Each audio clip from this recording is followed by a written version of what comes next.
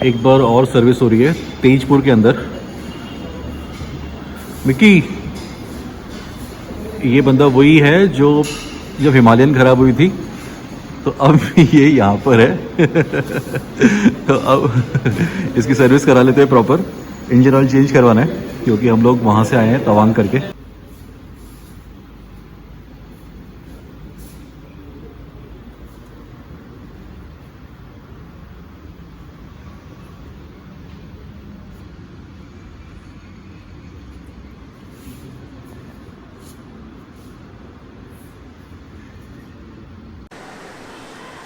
अक्सर लोग मुझसे मेरी इस बीएड के बारे में पूछते हैं, तो सोचा कि ये सीक्रेट आज आपसे शेयर कर ही दूँ। किस तरीके से मैं जिस भी तरह के रास्तों पर जाता हूँ, जिन पहाड़ों में जाता हूँ या जिस भी टफ टेरेन्स पे मैं जाता हूँ, तो ये मेंटेन कैसे रहती है और इसकी ग्रोथ का राज। अपने डेली रूटीन के अंदर इस बीएड को मेंटेन करने के लिए मैं यूज़ करता हूँ उस तरह का बीएड ग्रोथ बूस्टर पैक।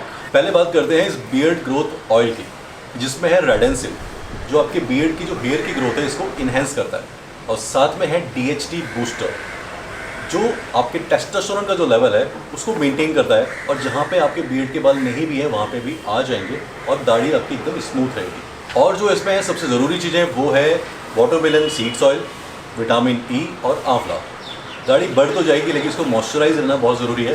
तो ये जो चीज़ें हैं आपकी दाढ़ी को मॉइस्चराइज करके रखती हैं, चमकता हुआ शानदार रखती है। अब बात करते हैं इस बीएड ग्रोथ सप्लीमेंट की। जिस तरीके से आपको जब हम मसल पावर बनाते हैं, मसल बनाते हैं, तो खाने के साथ साथ फूड सप्लीमेंट, प्रोटीन सप्लीमेंट की हमें ज़रूरत होती है। उसी तरीके से आपकी बीएड को भी कैरेटीन और बायोटीन की ज़रूरत होती है। बस याद रखिएगा कि ये खाने वाला प्रोडक्ट नहीं है, ये बीएड पर लगाने वाला प्रोडक्ट है। एक बात जो बहुत ज़रूरी है कि जब भी हम कोई प्रोडक्ट यूज़ करते हैं तो हम बात करते हैं कि इसके कोई साइड इफेक्ट तो नहीं है। तो उसके लिए मैं आपको बता देता हूँ, फकीरा रिकमेंडेड प्रोडक्ट है और इसमें किसी भी तरीके का कोई भी केमिकल्स या कोई भी हार्मफुल चीज़ें ये उस तरह ब्रांड जो है वो यूज़ नहीं करता है। उस तरह का बीएड ग्रोथ बूस्टर पैक अगर आपको थिक एंड डेंस बीएड चाहिए तो आप सोचिए मत, ऑर्डर कर सकते हैं। अगर आप इनकी वेबसाइट पर जाके करेंगे तो आपको कोड यूज़ करना है फकीरा 20। फकीरा तो फकीरा आपका है ही, 20 का मतलब है आपको 20% डिस्काउंट इनकी वेबसाइट पे मिल जाएगा। तो आप बिना देर बिना झिझक किए इसको ऑर्डर कर सकते हैं। उस तरह की ऑफिशियल वेबसाइट के साथ साथ इस प्रोडक्ट को आप ले सकते हैं फ्लिपकार्ट और अमेजॉन के ऊपर। जो उसके लिंक्स हैं वो मैं डिस्क्रिप्शन में डाल देता हूँ। तो आप सोचिए मत, आप इसको ऑर्डर कर सकते हैं क्योंकि आपका फकीरा भी इसी को यूज़ करता है। कोई भी सफ़र तब तक पूरा नहीं होता जब तक आप लौट के अपने घर ना आ जाओ। मेरा घर मुंबई अभी यहाँ से बहुत दूर है, तो इसलिए मैं गोलूपारा नेशनल सेंचुरी के अंदर आज का दिन रेस्ट करना चाहूँगा, क्योंकि कल की रात मेरी खराब हो गई थी। अब इस गेस्ट हाउस में देखता हूँ रूम प्रॉपर मिल जाता है, होपफुली मिल जाएगा क्योंकि कल इलेक्शन का दिन है यहाँ पर। अभी कुछ किया ही नहीं है, करने के लिए करना है। अकेला हूँ।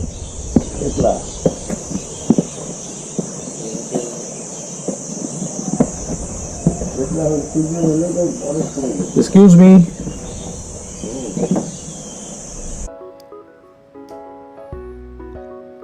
ये जो सेशन हम लोगों ने ज्वाइन किया है ये 4 बजे का राइड है।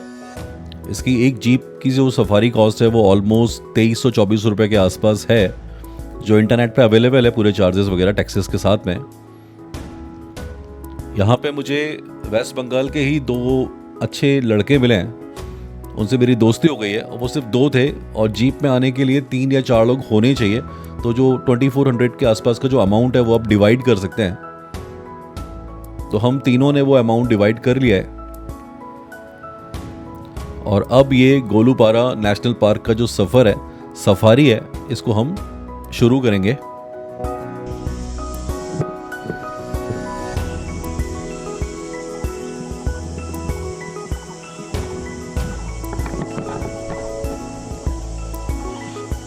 मोर मस्ती से नाच रहा है। हमारी गाड़ी यहाँ पर खड़ी है, इसके ऊपर कोई खास फर्क नहीं पड़ रहा है इसको, और ये अच्छी बात है। जैसे लोग बोलते हैं जंगल में मोर नाचा किसने देखा, लेकिन इस जंगल में आप मोर को आराम से नाचते हुए देख सकते हैं। यहाँ पे राइनॉक्स भी हैं। वैसे मैं सच बताऊं, जो मुझे यहाँ पर आके एहसास हो रहा है वो ये हो रहा है कि यहाँ पर जंगल के अंदर काफ़ी अच्छे अच्छे गेस्ट हाउस बने हुए हैं। इनको आप गेस्ट हाउस बोल सकते हैं क्योंकि सरकारी डिपार्टमेंट है, लेकिन ये किसी 3 स्टार या 4 स्टार होटल से कम नहीं है इनके रूम्स। बहुत ही लग्जरियस कॉटेजेस हैं और इनको जंगल के इन्वायरमेंट में बनाया हुआ है। तो ये जो नेशनल पार्क है, ये मुझे इस तरीके का नेशनल पार्क लग रहा है कि आप जंगल के बीच में आराम से स्टे कर सकते हैं। अगर आप इसका कंपैरिजन प्रॉपर नेशनल पार्क से करना चाहेंगे तो जैसे मैं काजीरंगा में गया हुआ हूँ, तो काजीरंगा में जो राइनॉक्स हैं वो मतलब इतना आराम से दिख जाते हैं, लेकिन यहाँ पे मुझे जो राइनॉक्स मिला है, खाली एक ही राइनॉक्स अभी तक देखा है। लेकिन मैं इतना ज़रूर दावा कर सकता हूँ कि यहाँ पर आपको इन्जॉयमेंट होगा, आप रिलैक्स कर सकते हैं क्योंकि इन्वायरमेंट बहुत अच्छा है।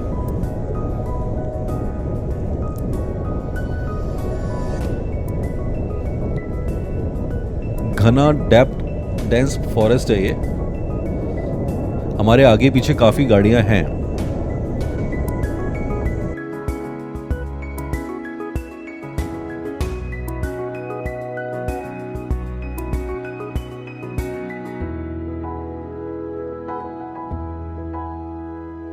दूर यहां पे बायसन्स नजर आ रहे हैं।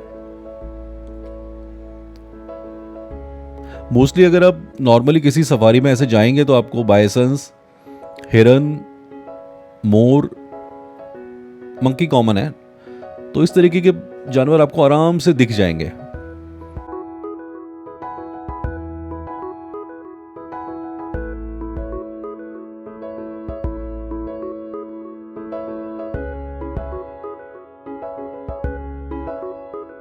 मोर को आप चारों तरफ देख सकते हैं और मोर की क्वांटिटी यहाँ पर काफ़ी ज़्यादा है।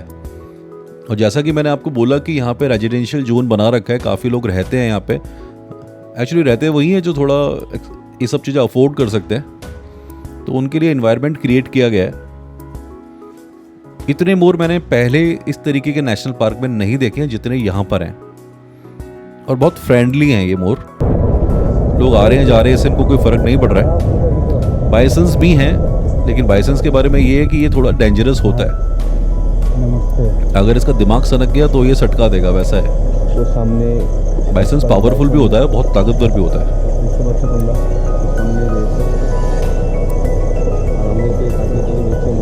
लेकिन ये जंगली जीव जंतु है, इनको सही से पाला जाए तो शायद ये अपने कंट्रोल में रहते हैं, क्योंकि जिस तरीके से मैं देख रहा हूँ यहाँ काफ़ी गाड़ियाँ आ रही हैं और ये रोड के आसपास ही हैं।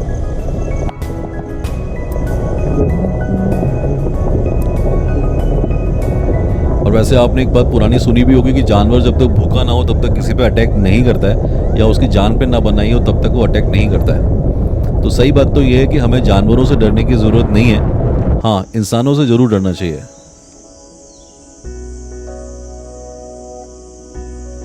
अब जिस जगह पे जो कॉटेज में मैं रुका हुआ हूँ, वहाँ के वॉचमैन ने मुझे बताया है कि मैं आपको बाइसन अपनी बाउंड्री के पीछे भी दिखा सकता हूँ।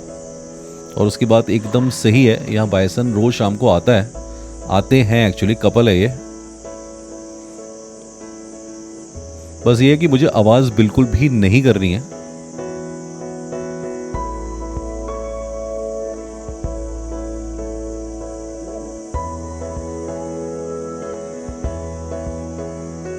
और ये इसको ऐसा बोल सकते हैं, जंगल में मंगल। बहुत ही शानदार बना हुआ गेस्ट हाउस है। अगर आप इस तरफ गुजरें, इस हाईवे से गुजरें, तो मैं बोलता हूँ आपको और कहीं रुकने की ज़रूरत नहीं है, आप सीधा यहाँ पर आ जाइए। इकोनॉमिकल भी है और जो भी फैसिलिटीज़ एक कॉटेज में होनी चाहिए वो यहाँ सब कुछ है।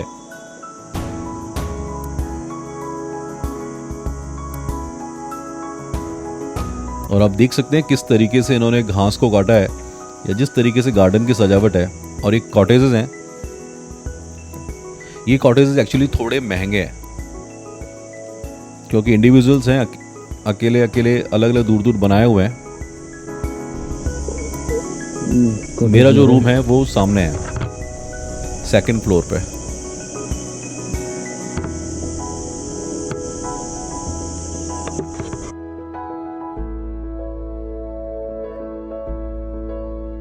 यहाँ का रेस्टोरेंट की एक झलक मैं आपको दिखा देता हूँ। दिन में मैंने यहाँ खाना खाया था। खाना मतलब जैसा बोला जा सकता है खाना वैसा ही खाना था। और जब आप अपने शहर से बहुत दूर ट्रैवल कर रहे हो तो बस आप एक बेसिक फूड ही ढूंढते हो कि आपका पेट आराम से भर जाए और आपकी एनर्जी बॉडी की बनी रहे। और सबसे अच्छी बात यह कि यहाँ पे जो स्टाफ है, जो लोग काम कर रहे हैं, वो काफ़ी हेल्दी माइंडेड है, लाइट हार्टेड लोग हैं।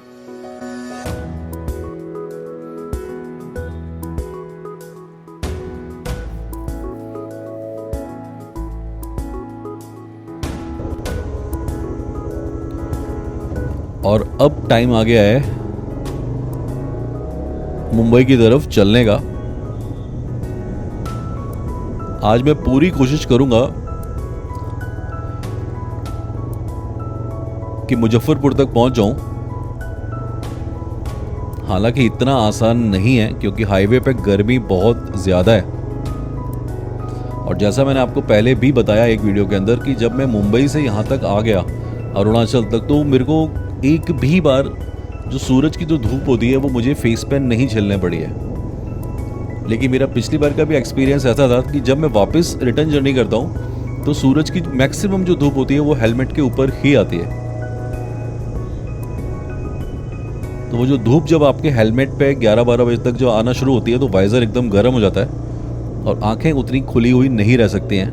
बहुत टफ होता है बाइक को चलाना।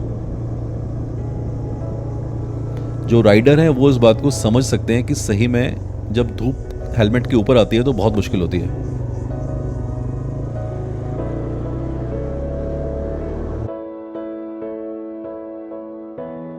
अब ये खुले रास्ते, दोनों तरफ चाय के बागान,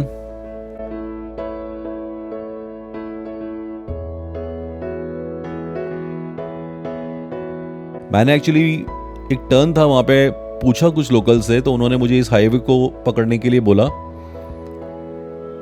ये रोड सिंगल है लेकिन इसमें कोई खतरा नहीं है, दोनों तरफ ग्रीनरी है और फॉरेस्ट रेंज है, मैक्सिमम फॉरेस्ट रेंज है। तो धूप कितनी भी हो लेकिन इस पर आराम से बाइक को दौड़ाया जा सकता है और रास्ते में जो भी मैक्सिमम डिस्टेंस है उसको कवर किया जा सकता है।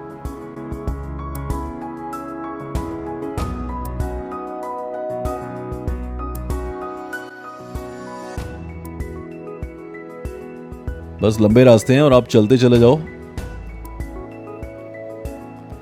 और जब इस तरीके के पेड़ों की छाया आपके ऊपर आती है तो बस वो सुख जो है ना, वो जब आप की छाया पड़ती है तो आप उसी टाइम महसूस कर सकते हो। मेरे बोलने या बताने से कुछ आपको आइडिया नहीं आएगा। हाँ, बस आप एक सुख का अंदाजा लगा सकते हो कि मुझे भी कितना रिलैक्सेशन मिल रहा होगा।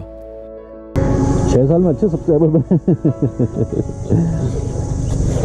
हम इसको बोलते हैं, इसका मतलब ट्रैवल का ही बिजनेस है, तो ट्रैवल जाता है वीडियो बना के बिजनेस है तो उसका वीडियो बना डालने के लिए बोलते हैं। पीछे खींचते नहीं चल जाएगा, चला जाएगा। लेकिन बनाना चाहिए, बनाओ। चलो मिलते हैं। बिल्कुल।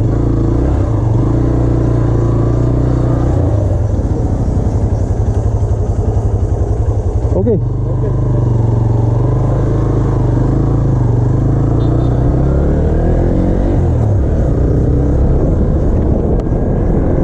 ये 2 सब्सक्राइबर फ्रेंड मेरे से मिलने के लिए आए थे। अपनी कार से इन्होंने काफी देर तक मेरा पीछा किया है तो ये मुझे पकड़ पाए हैं।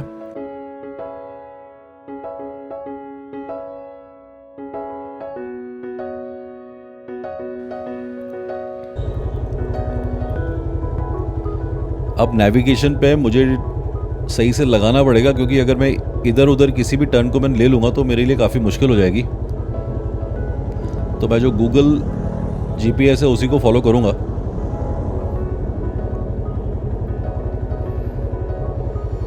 एक्चुअली जब मैं अंदर बैठ के थोड़ा नाश्ता कर रहा था अपने दोस्तों के साथ तो मेरा फ़ोन इसी के ऊपर लगा रह गया था और ओवर हीटिंग की वजह से वो बंद हो गया था। लेकिन अभी फ़ोन चालू है और नेविगेशन मैंने लगा लिया है।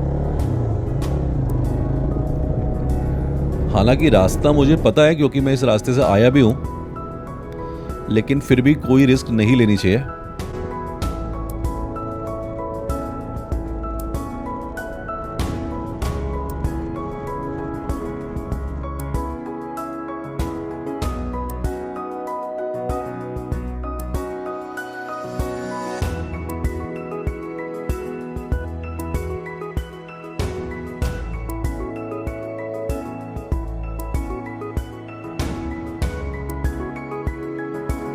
अब मैं उसी ब्रिज को क्रॉस करूंगा। बहुत ही गजब का ये ब्रिज है जो सिक्किम से जब हम सिलीगुड़ी की तरफ जाते हैं तो बीच में आता है।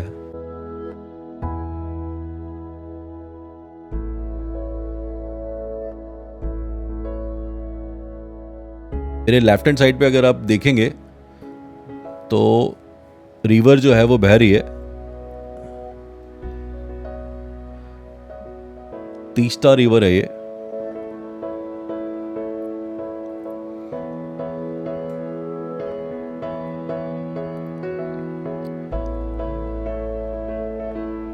कुछ लोग यहां पर रुके हुए हैं, फोटोग्राफ्स खींच रहे हैं और इन नज़ारों का मजा ले रहे हैं।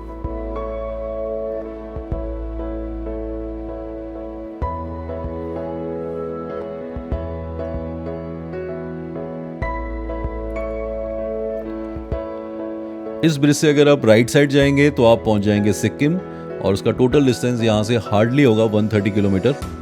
और अगर आप लेंगे लेफ्ट तो आप पहुंच जाएंगे सिलीगुड़ी और सिलीगुड़ी का डिस्टेंस जो होगा यहां से हार्डली 35 to 40 किलोमीटर। और मैं ले रहा हूं लेफ्ट क्योंकि सिक्किम में ऑलरेडी एक्सप्लोर कर चुका हूं।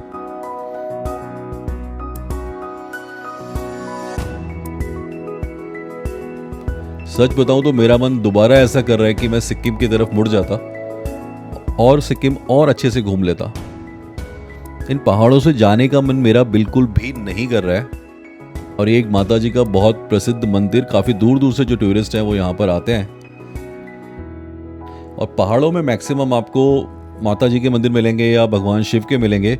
और बहुत अगर आप रेयर टू रेयर जगह पर चले जाएंगे तो आपको महात्मा बुद्ध की बहुत ऊंची ऊंची प्रतिमाएं देखने को मिलेंगी।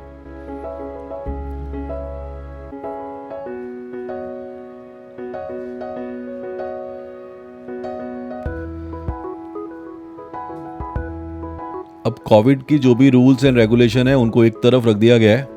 इलेक्शन हो रहे हैं और बहुत धूम धड़ाके से प्रचार चालू है। और कहीं ना कहीं जितना जो पीस मुझे इस टाइम आते टाइम मिला था,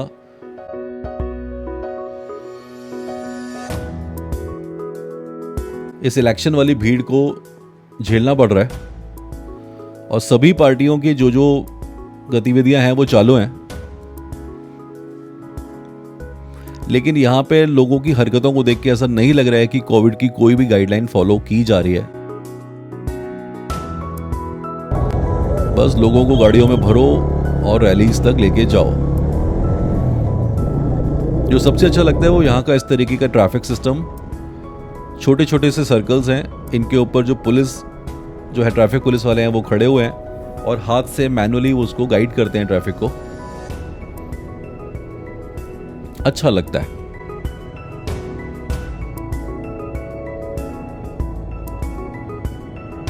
धूप अभी बहुत ज्यादा है।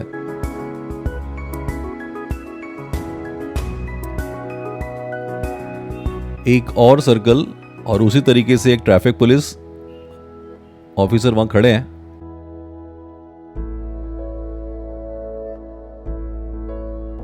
यहां पे भी पार्टीज के जो पूरा माहौल है यहां पर अभी वो इलेक्शन का ही माहौल है।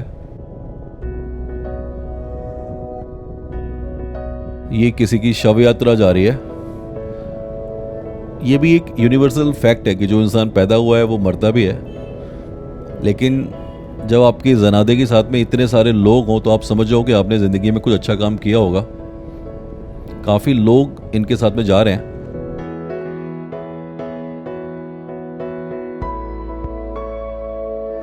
अब ये जो सिंगल रोड है ये मुझे हार्डली 70-80 किलोमीटर चलना है और उसके बाद में मुझे 4 लाइनर हाईवे मिल जाएगा।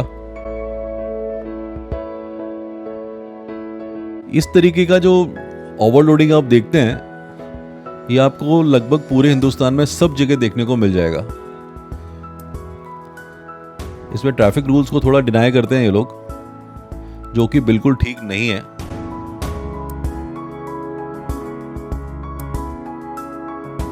और अब मैं आ गया हूं 4 लाइनर हाईवे पे जो सीधा मुझे बिहार से टच कर देगा।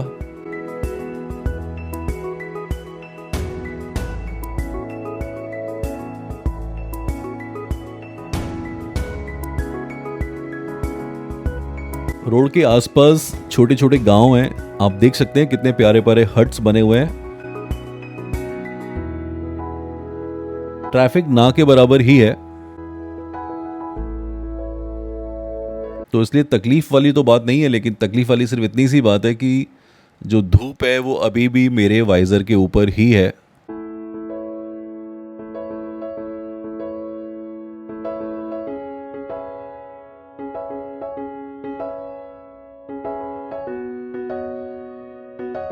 अब आज शाम तक मैं डिसाइड करूंगा कि मैं मुजफ्फरपुर तक पहुंच जाऊं, आराम से वहां पे रुकूं। कोशिश मेरी ये भी रहेगी कि हाईवे पे मुझे होटल मिल जाए, लेकिन अगर नहीं मिलेगा तो फिर मैं जिस होटल में पहले रुका था वहीं पे रुकूंगा। सनसेट अब होने वाला है, और सनसेट अगर आप देख सकते हैं सूरज एकदम सामने है, तो पूरे दिन ये मेरे ऊपर ही था और ऊपर होने के बाद में अब सामने की तरफ है। लेकिन एनीवे, दिन थकाने वाला जरूर था, लेकिन फिर भी बहुत अच्छा था। और एक बाइकर को, एक राइडर को, एक ट्रैवलर को इस तरीके का सनसेट देखने को मिले तो पूरे दिन की थकान अपने आप ही खत्म हो जाती है। आगे वाले वीडियोस में मैं आपको अपना डिटेल्स रिटर्न जर्नी दिखाऊंगा, क्योंकि सफर अभी खत्म नहीं हुआ है दोस्तों, सफर मुंबई पहुंच के खत्म होगा। अगर आपको मेरे वीडियोस अच्छे लग रहे हैं तो आप सब्सक्राइब कर सकते हैं Fakira Riders. Keep riding with life, be simple, be natural.